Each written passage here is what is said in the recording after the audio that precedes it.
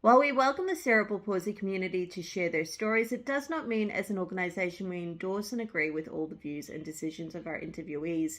Using both human rights and a person-centred approach, CP Diaries is a safe space that allows people from diverse experiences and backgrounds to share their stories. Please note this episode may be confronting for people with CP who have experienced disability discrimination. If this subject matter may distress you, please carefully consider watching this video.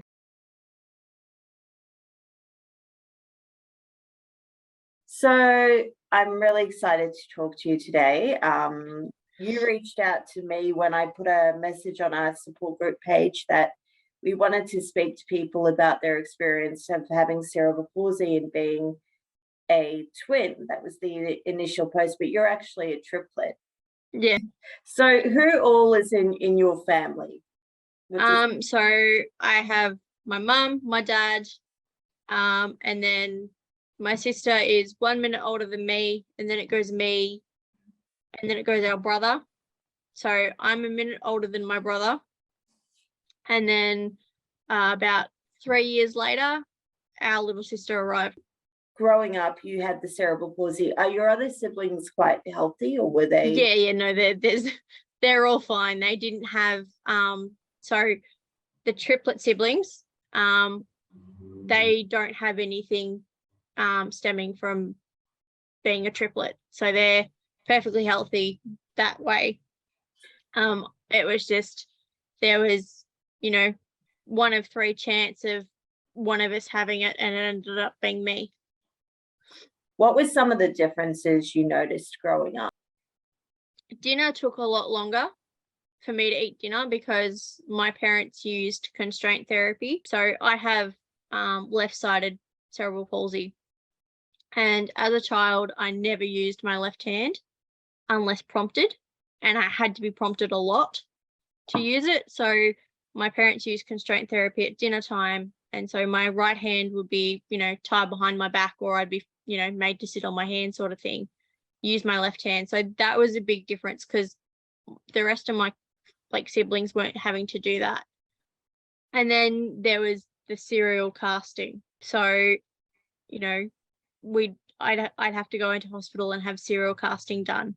And I'm like, why am I getting a plaster cast if I don't have, if there's no broken bones? Like, my leg isn't broken, but why am I having it done? Why aren't they having it done, sort of thing. So they were the biggest, I guess, differences that I noticed. But at what point did you have an understanding that you had a disability? One of my friends came out and said, well, what's wrong with you? I'm like, what do you mean what's wrong with me? There's nothing wrong with me. And she goes, but you have to go to hospital, all the time, and you have to do physiotherapy in Melbourne, and you're coming back with plaster casts on your leg and you haven't broken your leg. Like, what's wrong with you? I remember going home after school that day and I was like, Mum, somebody's asked me this question. And she said, well, there's nothing wrong with you, Jacqui, but you do have cerebral palsy. I'm like, what's that? Like, what does that mean? She goes, well, in your case, it just means that you can't use your left leg as well. You have to wear a brace to help you walk, and you have to do exercises, and you have to do, you have to consciously remember that you have a left hand. Next day I went to school and I told my friend that there's actually nothing wrong with me, but I do have this, and she'd never heard of it before. And that's when my schooling and my memories of school changed. I have spastic hemiplegia, and I remember my parents were both nurses and they were pretty upfront with my diagnosis, just saying, look, and they use similar language, like it's just something that in your case it affects the way you walk, so on and so forth. Yeah. But they had conversations with me from a much younger age, and I had 4 older siblings. We all went to the same school. And the thing is, we've talked about it, and I definitely recall people making comments from the get-go. And my sisters recall getting comments from their classmates from the get-go. So it's a different thing. I think people were more fascinated at the fact that I was a triplet. Like, there were plenty of twins where I grew up, like in the town I grew up in. But there was only one set of triplets.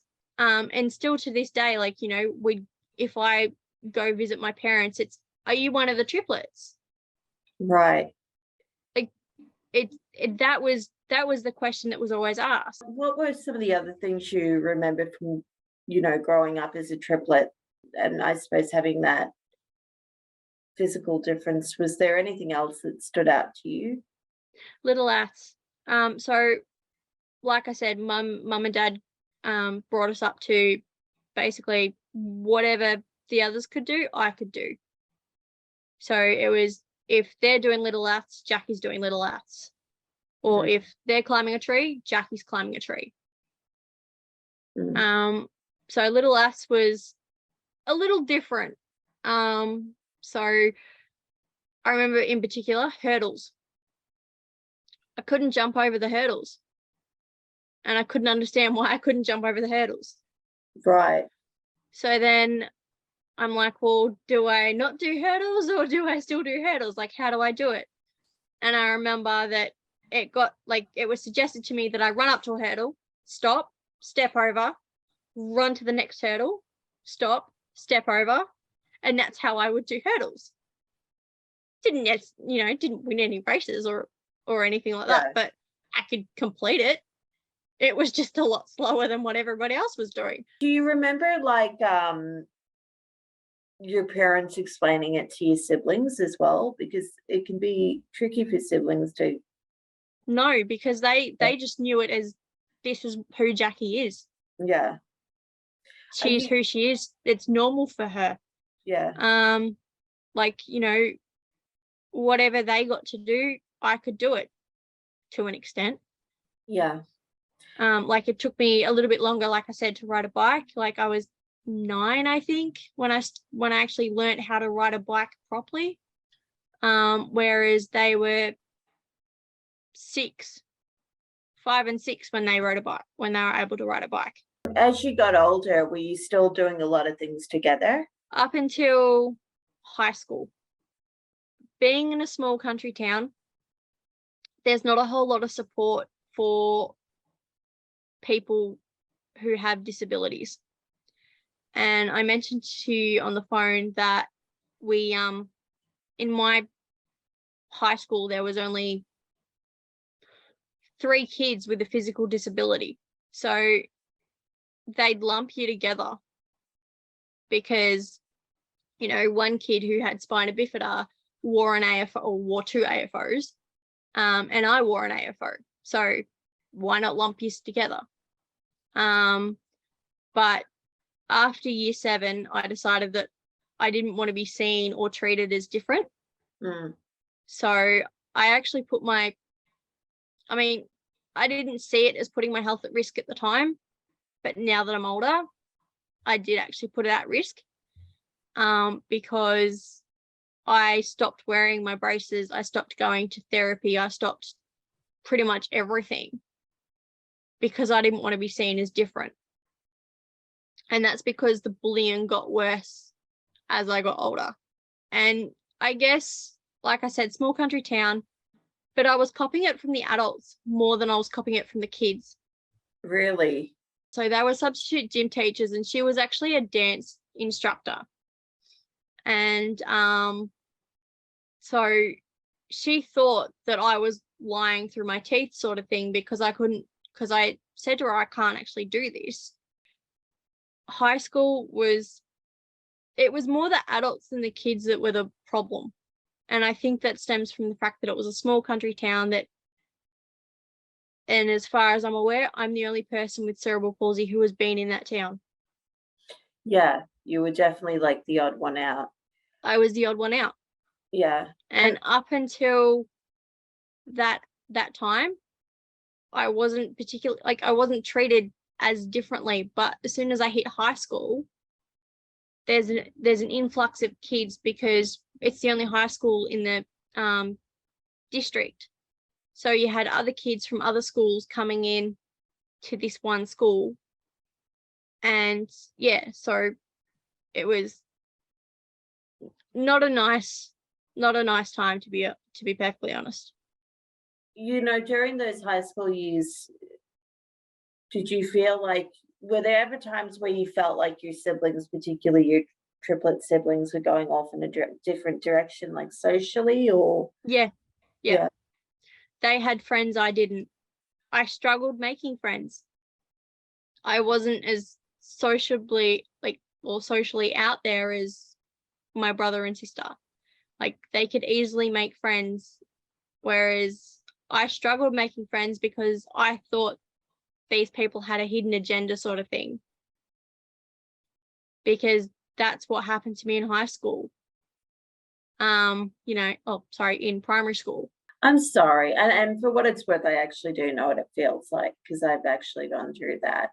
I think we get so good at being like guarded, and like I'm in a place now where I have some really good relationships, and I did find some friendships throughout high school, but it was hard. It was hard. Yeah, I found a couple of friendships in high school. But I gravitated more towards the adults who were nicer to me and didn't have a hidden agenda. Yeah. Whereas I found that some of the kids, they might not have, but to me it seemed like they did. Yes. And I just didn't want to put myself out there because I didn't want to get hurt again. And that's the thing, like you get to a point where you get really guarded, and then a few years go by and you look back at it and you're like, well, did I need to be that guarded? Like that guarded? Yeah. But do you think you're at a place now where you're a lot more relaxed around people? You feel like you can be yourself a bit more? Yeah. Yeah. Yeah, I really am. So I've been in a relationship with my partner for the last 8 years. Yeah. And I have friends and I have family who support me. So what about your siblings now? You mentioned your brother's interstate. Yeah, my brother lives in Queensland. He's lived there since we were 18. Yeah. And are you and your sister, what about her? She's still around. She's living with my parents at the moment. She has 2 kids. And my brother has 7. The beauty of them having that many kids is that, like, I don't see my brother's kids that often. So when they see me, they're a little bit shocked because I have, this massive leg brace on. And they're always wondering, what's wrong with me? Yeah. I say, oh, there's nothing wrong with me, guys. I'm just me. I just need a little help walking. Yeah. I said, I'm the same as your dad. Yeah. I need a little extra help. So I can educate them on, what my disability is and what I can and can't do. But I'm normal to them because I've been around them in a brace all the time. Yeah, they don't understand cerebral palsy. They don't understand brain damage. Yeah. Because that's way too complex for them at 5, 6. I do hope the next generation is more compassionate. I have a feeling they will be. Do you think? I figured the more education I can give kids, the better. I used to work as an education support officer in a school and as at a TAFE. But the work, it just got too much, physically, not I could still work with kids, but it was the physical up and down, up and down, up and down that my body just couldn't take anymore. Yeah, it's hard. So I had to give that job up, unfortunately, which was a shame because I actually enjoyed that work. Because aside from helping people, it was educating them as well that disabilities doesn't mean you're disabled. It doesn't mean that you're not capable of doing something. Do you feel like what was the trickiest bit about being the triplet with the CB? Because I know that at one point in our phone conversation you said you wouldn't change it. I think the trickiest part for me was understanding why I had it and they didn't. Yeah. I remember this.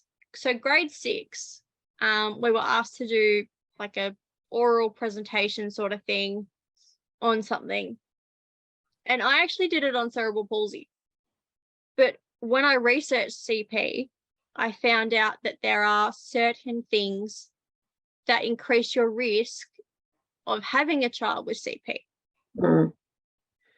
And a couple of those things were multiple birth.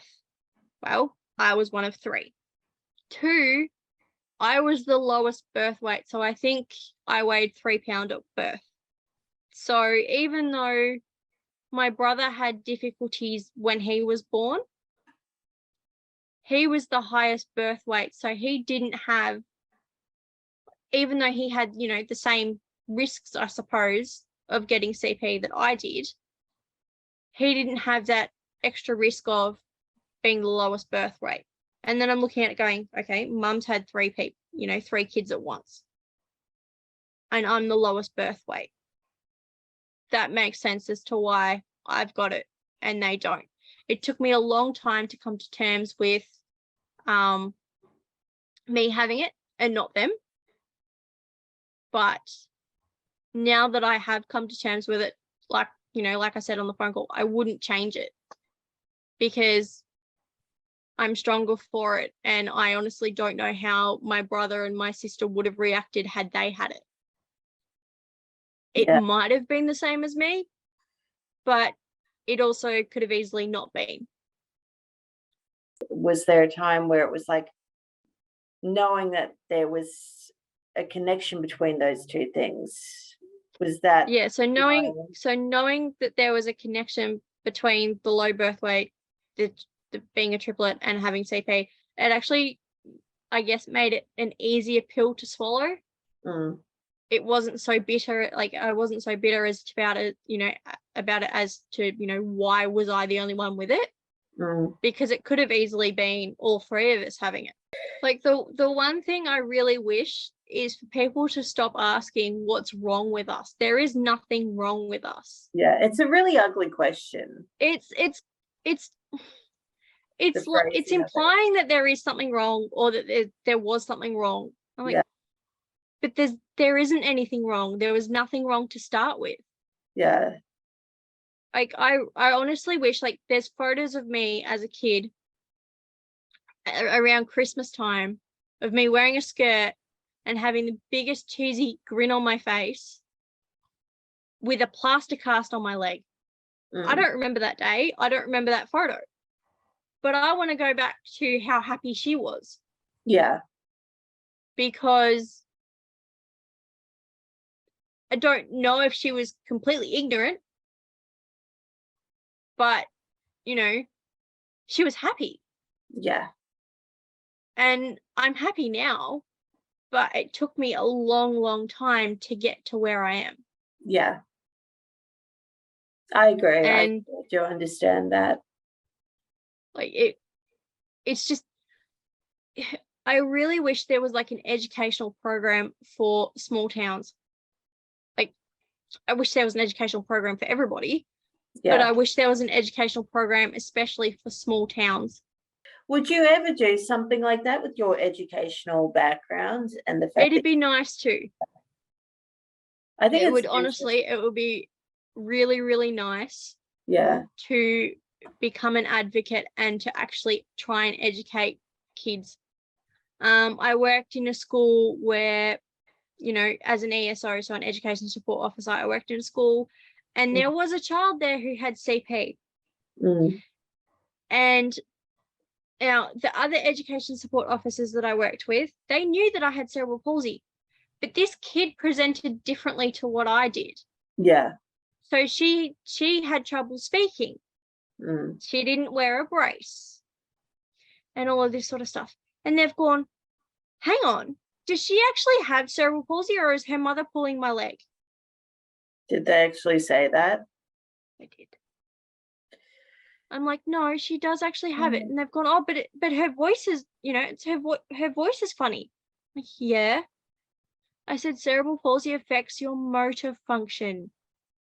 You have to have muscles that move your voice, your vocal cords up and down. That's a muscle and that's a motor function. It does affect your speech.